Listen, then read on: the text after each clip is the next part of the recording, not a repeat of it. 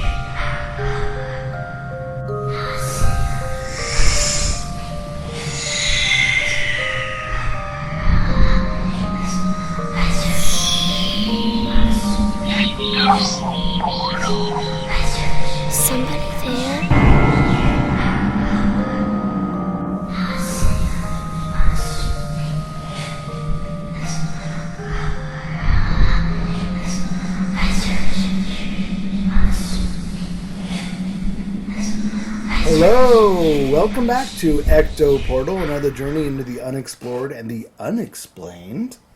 I'm your host, Anthony Anderson, and I'm here with my co-host who's sitting on the floor. I'm not sitting on the floor. Oh, who are you? It's Verna Wilson. There we go. Hi, I'm right here. Excuse me? I just thought you were sitting on the floor. I'm right in front of you. Okay.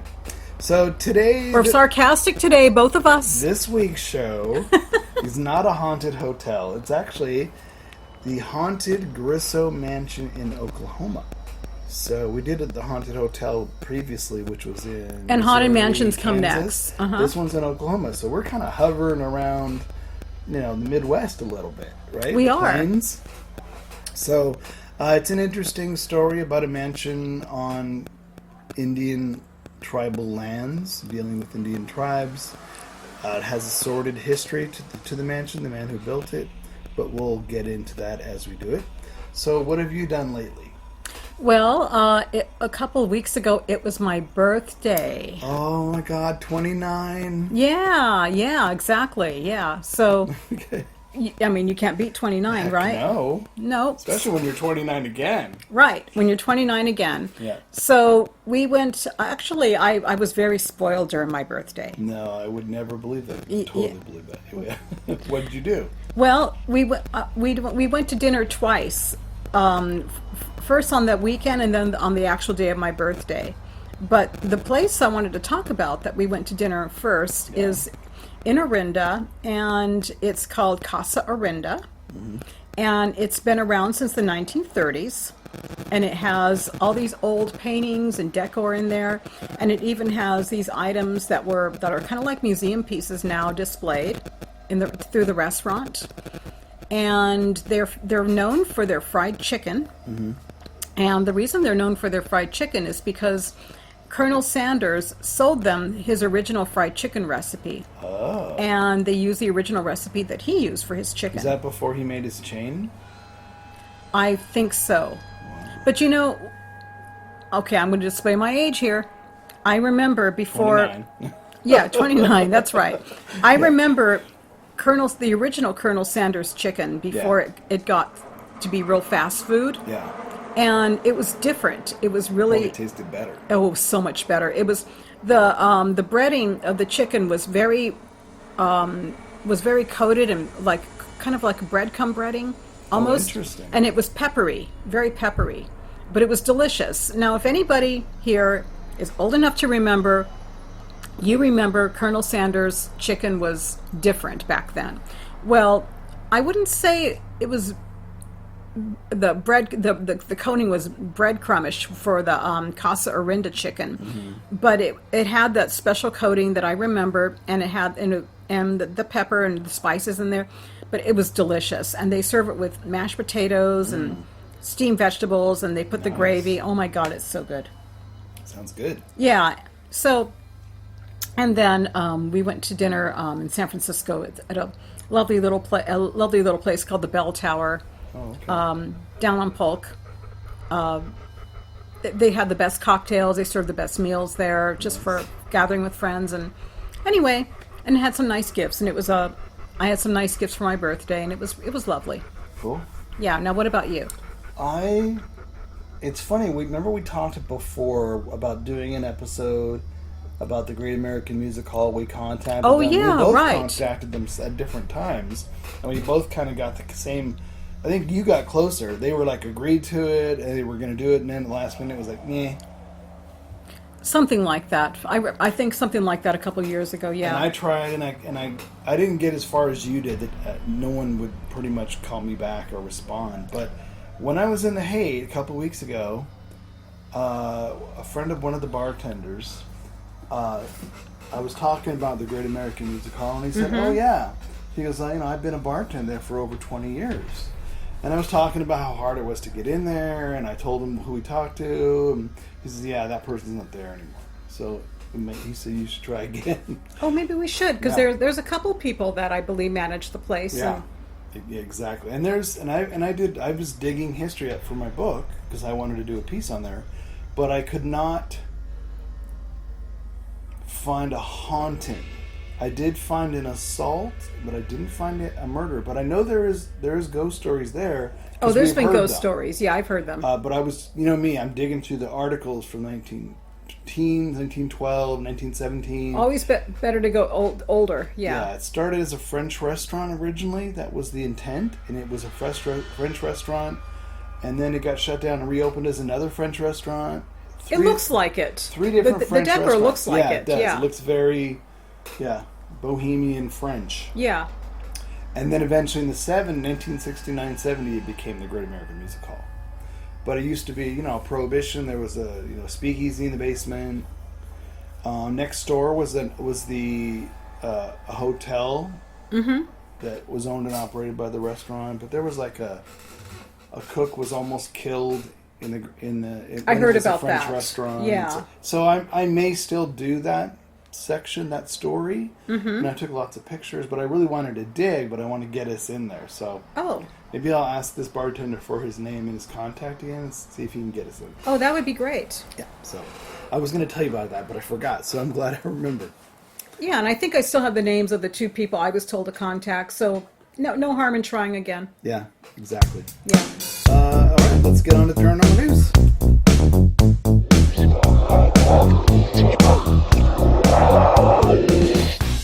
Welcome back to the paranormal news. What have you got for us this week? Well, this one is an article that came out of England, and it came out of the Mirror, of course. Oh my God, the world's most trusted newspaper. The Mirror, right. The Mirror, almost as good as the Daily News. Right, exactly, of course. If it's from the Mirror, it's got to be true, of course. Just like if it's from Ecto Portal, it's got to be true. Every bit of it. Of course. So it's about a young woman called Betsy who's been known to roam a Cornish village with flowers mysteriously appearing on her gravestone every year on the anniversary of her death. Where is it at? Does it say what village? Yes, they do. They do. Her name was Betsy West, and she died at age 19 in 1795. And flowers appear on the gravestone just by the entrance to the lynch gate at the Church of St. Clement near Truro. So anyway, people have been wondering who's been putting the flowers there, and it draws people to visit. And somebody named Barry, who looked into the history of the village, it's situated on the outskirts of Truro in the valley of the Tresillian River within the Cornwall area, and he looked into her genealogy too. And her parents were known to run the old inn at St. Clement, which in more recent times was known as the Ship Inn. And it said that she took her own life after becoming pregnant to somebody of a different class, which of course back then brought shame to the It's the worst you could do. Right. So there's a reason why her headstone is in the lynch gate rather than in the consecrated ground of the churchyard. And her headstone reads, "In loving memory of Betsy, the daughter of William and Elizabeth Tregaskis, who died June 20th, 1795 at age 19. which is, it's really sad. Yeah. So he said that on his latest visit to the village, he called on author Helena Patterson, who lives in one of the quaint cottages nearby, and he researched the history of St. Clement. And apparently she told him that Betsy died of tuberculosis. And it was actually told to her by the descendants of the family, who she met over the past 50 years. So, Wait, I'm confused. So she didn't commit suicide? well, that's what they're trying to And find when she out. was pregnant, was she pregnant when she had tuberculosis? They don't know. Yeah. The family says she died of TB. Okay. So Which would make sense. so they don't know which is the true story, Yeah. right? So they said whether she died of TB or she took her own life, which is considered a big sin in the church, which meant that her body could not be buried in a churchyard. But they said apparently her soul is wandering around. Her ghost is wandering around near the spot. But I wonder, back then, when people died of tuberculosis, did they bury them in a different place because of the disease? You never know. I you know what I don't think mean? I don't I'm think curious. they brought that up either. Yeah. I wonder about that too, because burying her on the lich gate, not in consecrated ground, could mean Obviously, there was an intention there. So there was an something. intention. So it could have meant she took her own life, and that was considered a sin, Or she was pregnant with the baby and died of tuberculosis, but it's still a sin. could have been both. Yeah. But for TB, if they're afraid of disease spreading, That's what I'm they saying, could have too. separated her. But I know they didn't know as much back then about TB and spreading it. You would burn the bodies. You wouldn't just, for health reasons. or it could have been both. I don't know. Yeah, we don't know. I don't know. Yeah, but they anyway. Helena says she's been aware of flowers appearing for as long as she remembers, and she shares stories of a lot of sightings of what's believed to be Betsy. And one of the sightings was that a coach party arrived to visit the beautiful church behind the thatched cottages in St. Clement, and after seeing a pretty young girl wearing a mop cap and an old-fashioned dress, they inquired with Helena whether there was some historic reenactment going on in the village that day. And of course there wasn't. Yeah. Yeah. And another sighting was by different people. They claim to have seen her around. They just claim to have seen her presence and energy. And one man said that that the thatched cottage to the left of the church was known to have a female energy in the form of a poltergeist, while another said he lived in Harmony Cottage for the first 3 years of his married life between 1969 and 1973, and he experienced a poltergeist. And Interesting. yeah, and Galt Phillips contacted Barry and told him, "My great-grandmother was Margaret Tregaskis, and my branch of the family has been associated with the parish of St. Clement for hundreds of years. My branch of the family moved to Gwynnap from the Truro area in the middle of the 18th century." So, he wrote a book about it. W.H. Tregaskis wrote a book on the family, giving details about it. In those villages, a lot of those families, they stay around for generations. Yeah. Especially villages, they'll do that. Yeah, and they know their whole family history. They're big on their history. So they still don't know, the family still doesn't know Yeah. who placed the flowers, but he's glad that they do. And they'll never know the truth. So my only question is, since this is the mirror, Yes. what's her name? Betsy? Betsy, yeah? Is Betsy now going to marry a London banker from beyond? Because that's all that seems to happen in the mirror. Where Oh, yeah, someone's marrying the a ghost, ghost or ghost is marriage, marrying yeah. a human. So I wonder if it's going to end in a marriage for her at some point. That's pretty fun. Like it's a story, right? Yeah, yeah. Well, this is what I wonder too, also about the flowers, right? Mm-hmm. Now we have technology. There's cameras everywhere. They can put a camera. But who's to say it isn't a distant relative that knows the story and just puts flowers But on since they don't know, why not put a camera? Well, yeah, and I'm sure they do nowadays. They have security cameras. Well, this was recent, and they still don't know. I don't know. Maybe it's remote enough in the village they don't bother. They want to find out. They can put a camera and then find out who does the flowers, especially near the anniversary of her death. Yeah, it reminds me of the Valentino flower for Right. Yeah. Yeah. Someone leaves it. A mysterious woman leaves it. Right, and they thought it was a woman who was associated with him. Yeah. Hmm. So it reminds me of that. Who mysterious person these flowers? Right. So Yep. I don't know that I'm not saying that it can't elude the technology, but with Yeah. technology these days, it's kind of hard to hide that. Yeah. Yeah. So anyway, what do you have? I have something completely different. It's a strange orb that was found in the depths of the ocean floor. An orb. Deep sea explorers found a really unusual object that they really couldn't identify off the coast of southern Alaska. When they were exploring an extinct volcano, it was a depth about 2 miles down. It looks like a shiny golden egg or an orb, almost like an Easter egg. Oh wow. And it has a hole in it. The researchers were puzzled because it was like a flesh-like orb, and they just couldn't understand it. It was nothing they'd ever seen before. So they sucked it up remotely with an arm, a remote operated arm, and thought maybe it was an egg casing or part of a sponge, maybe a sea sponge. They couldn't identify it at all.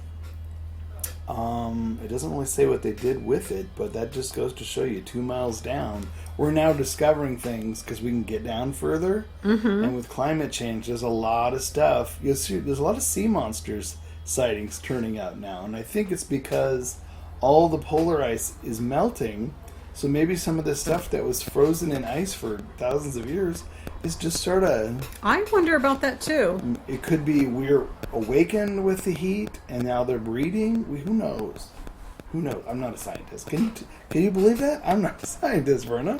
I thought you knew everything. What are you laughing at me for? I thought Tony knows.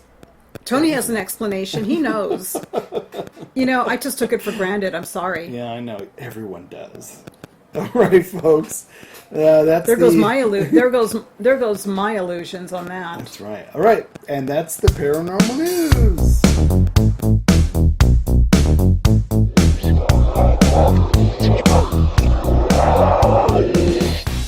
All right, so this week we have a story of a haunted mansion. I know we've never had those before.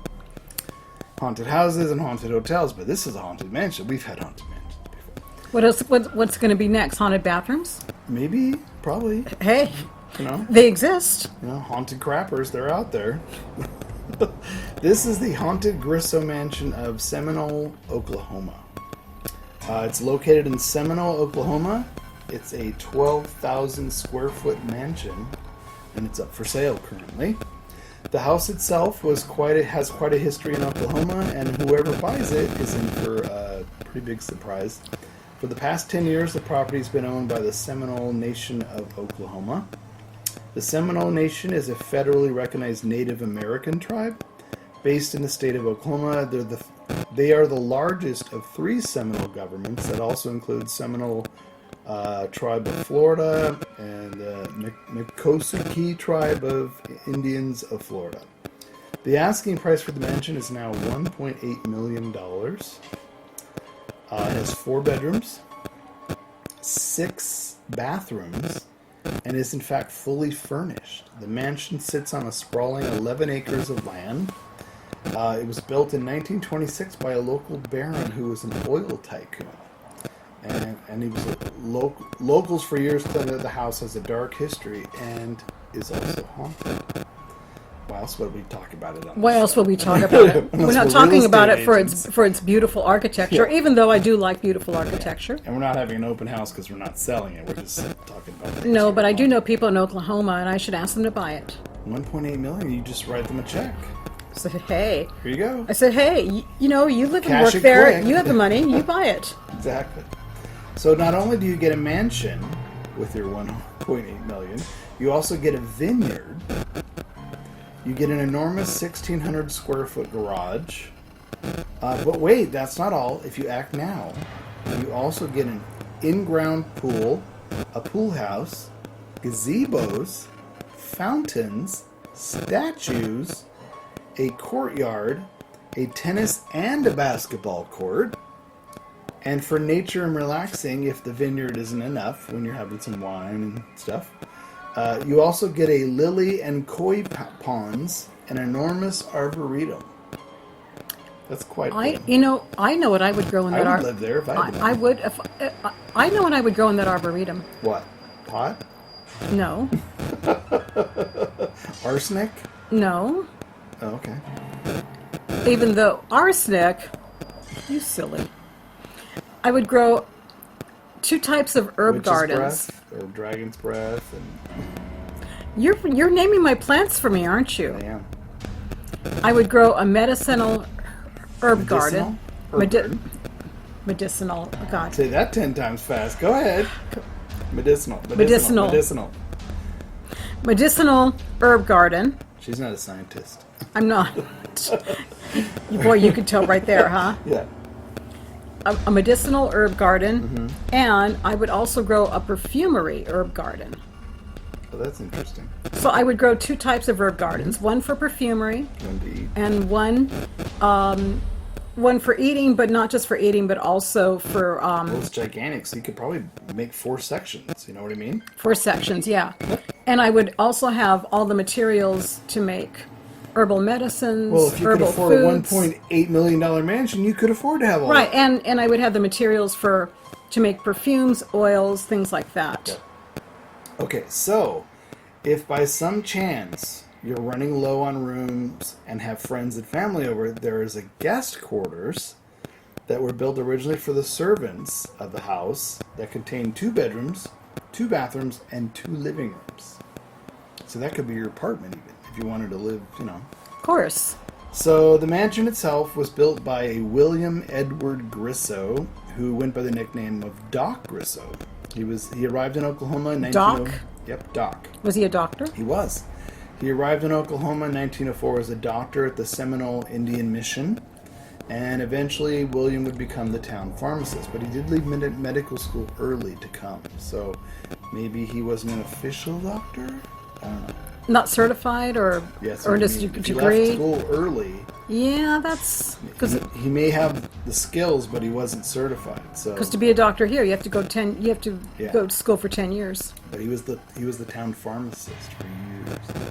So he acquired the mineral rights from many other areas surrounding him, including the tribal members. And when oil was discovered in Seminole, he was suddenly one of the wealthiest men in the United States. He took that money and he built the mansion for his wife, Margaret or Maggie Grisso, and she was a Native American. She was Oh. part of the Seminole tribe nation. In 2012, the Seminole Nation of Oklahoma purchased the mansion, so the actual surrounding tribe finally purchased it, because he died in like 1955. And it was on their land, yeah. Yeah. They purchased the mansion and all 11 acres of the land and used it for special events, weddings, and Tribe Council decided to sell it in 2019. Now, locals have many stories about the mansion. It's reportedly haunted, claiming the grounds are rampant with paranormal activity. The tribe owned the land. Says that William Grisso's path to his vast wealth was not entirely honest and a bit dark. The mineral rights that made him rich were obtained through a fair amount of questionable deals with Seminole tribal members. These dealings were due to his wife being a Seminole woman.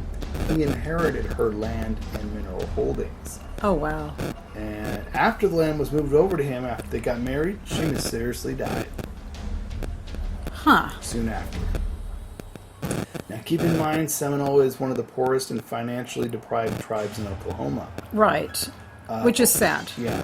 Oil may have been abundant, but it was all stolen from them. Of course Stolen it from the was. tribes Which that is lived on the sad. lands. Yeah, that's very sad.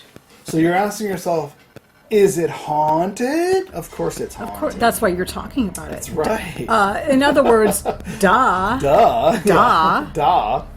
Duh. So one story of paranormal activity is that people see a woman that many claim is in fact Maggie Grisso herself as she wanders the halls of the great mansion.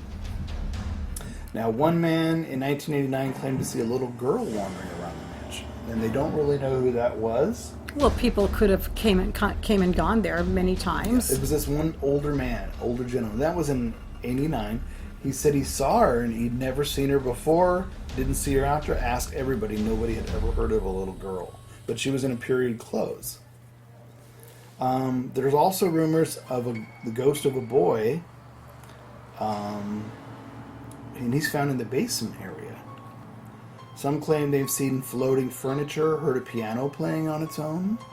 Others report feeling heavy breathing near them or simply feeling strange when they walk through or tour the property itself.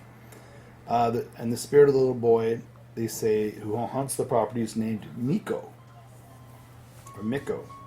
During construction, the body of a 6-year-old boy was found where the ballroom is currently located. Investigators have reported seeing ghosts and communicating obtaining EVPs. Grisso, like I said, died in 1955, and many who live in the area think that some of the spirits are perhaps those of the servants that once worked there and lived there. Other owners that previously owned it say they had experienced lights turning on and off, items moving around, kitchen cupboards. They come in, all the drawers and all the cupboards are open. One investigator walked in the house and she talks about a lamp that the family said used to come on by itself in the corner. And this particular investigator, it's a part of a documentary, says, "Oh, you mean, is it this lamp?" She says, "Yes, it's this lamp right here." She says it would turn on by itself. He obtained an EVP while he's doing that. It says, "by itself." Let me play that for you right now, that EVP. It's very cool.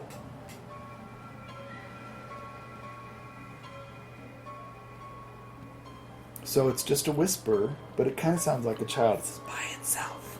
Very unusual. Another incident when a little girl was on video.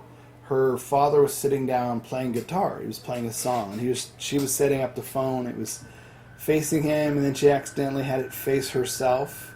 And there only two were in the ballroom. He's sitting in the chair across from her. She's sitting across from him. She has the phone. You know how you push the button and it turns and looks at you, or you have it look at the person. She had it accidentally turn to look at her, and you see a figure of a man. It looks like a man, and he's standing a few feet behind her.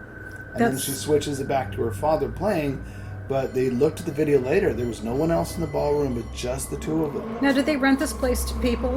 Which is why For some events. of these modern incidents for events. Okay, that's Weddings, why. yeah. That's why that happened. Okay, But the video is pretty creepy because you see someone literally standing a few feet behind that her. would creep me out. Yeah, and they didn't see it till they looked at the video. And I don't say that often because we're used to stuff like that. Yeah. But if I wasn't expecting it, yeah. So there is a 45-minute documentary that this Indian tribe shot with the paranormal investigators relaying the stories, some of the history, and they walk around the house. I'll post it on our Ecto Portal page. But it's interesting. It's about, like I said, 45 minutes, but they show you the video that I just talked about, the EVPs in there. It's actually interesting. There's a lot of stuff there. I would love to investigate it myself, stay the night, a couple nights. Sure. But, who knows who's going to buy the place. 1.8 million, I mean, that's... But if they're still putting it out for events, there's room to do that. Well, I don't know if they are. If they sold it or selling it in 2019, I don't know if anybody bought it since then. Yeah. That was during lockdown, too, right? I know, yeah. So it might have just sat. So the ghosts were like, heck yeah, this is ours. A lot of things happen when people aren't active in a place. I've heard about... I've heard of that during the lockdown there was a lot of paranormal activity that normally... Yeah. Well, people are going to notice it more. They're locked in, right? Right. So they're going to notice it more, or less distractions. less distractions, and also less people around. So it's yeah. I don't know. I wish I could afford it. I love the fact that there's a vineyard, fountains, ponds. It sounds wonderful. I'm sure it's going to be a lot of money to upkeep it. When you walk around the house and you look at the documentary, it's a beautiful original wood floors, antique furniture, chandeliers. It's just really nice. Now, whoever buys it, are they going to buy it? Do they buy it as a private property to live in, or as a hotel to rent and for people? It would make a nice. Well, if it's only 4 bedrooms and 6 bathrooms. But still, I mean, you could do it. You can make money for I guess if you had these servants' quarters, that's 2 more bedrooms. That's 6 bedrooms, 2 living rooms. It'd be a good Airbnb, maybe. That's an idea. But then again, the person who bought it probably already has those ideas anyway. So, I'm sure. Whoever bought it, I don't know. I didn't see any update on who bought it. but I'd yeah, be curious. Mm-hmm. But yeah, it would be fun to even get these guys on to talk about oh, I'd love to get them to talk about it. their experiences and stuff. So, but I was interested. It's an interesting documentary, so definitely check that out. But yeah, another haunted mansion, and obviously we're hovering over the Midwest lately, so that's But okay. there's so many old places and lots of interesting areas in the Midwest to explore. So Absolutely. yeah. All right, folks, that's another episode for this week, and I guess until next week, we'll say goodbye. Bye, folks. See you next time.